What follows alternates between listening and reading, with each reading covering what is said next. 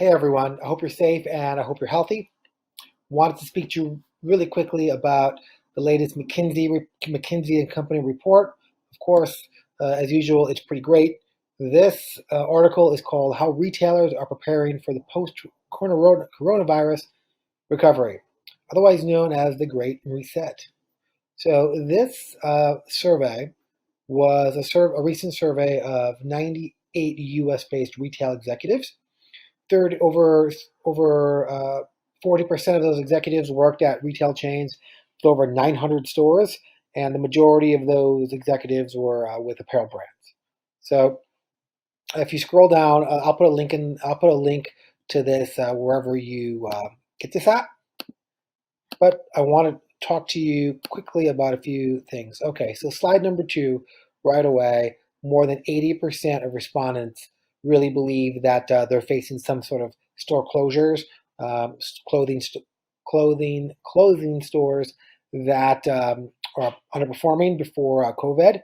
And the majority of those surveyed that said they're going to close stores were apparel retailers. Um, Going over to slide number 6, talk about talks about why these executives think they're going to close stores, and it's really sort of fascinating when you look at why uh, some of these brands may close stores. So when you look at the consideration, field workforce availability, store performance prior to COVID-19, the action of competitors, the financial breakdown to open more stores, store manager availability, current e-commerce sales, the action of one or two specific co-tenants, and pre-19 e-commerce numbers.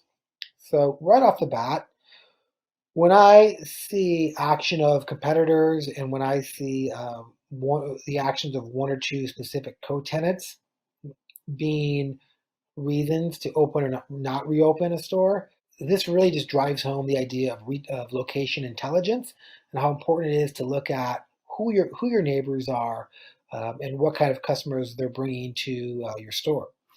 Obviously, the big one here is workforce availability. With 20 million or so people out of work, each and every brand out there has a major brain drain for the most important asset, which is their store employees. Specifically, when you look at beauty, beauty 70% of beauty executives are looking at workforce availability, and obviously, beauty's really who you have putting makeup on your face is going to really be important. So you can tell why that number is so high. Lastly, when you look at this right here, 60% of small box retailers are going to look at the financial break even to open stores. I think that's going to translate to um, deal terms, free time, tenant improvement allowance, etc. This slide is not a good slide. 32% of all respondents are considering closing underperforming stores, and 34% are considering pausing all new store openings. When you break those numbers down a little bit further, 53% of apparel executives are going to be looking at not reopening new stores. 50% of beauty executives the same, and 34% of apparel tenants are just going to put a pause on all new stores, and 50% of beauty are going to do the same. Okay, and lastly, those companies that are going to open up or reopen stores are going to have to face a massive Herculean effort to retrain a lot of their store associates.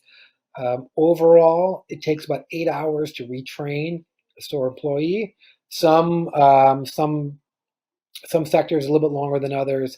Apparel takes about 6 hours to retrain somebody. But when you're looking at beauty or specialty retailers, specialty big box, sorry, you're looking at anywhere between 9 to 11 hours to train each salesperson. So for these companies that laid off 60% of their workforce, you can imagine what that feat looks like. Obviously, all these numbers are tied to how quickly we get up and running again, which hopefully is sooner rather than later. Okay. Thank you so much. Again, stay safe, stay healthy.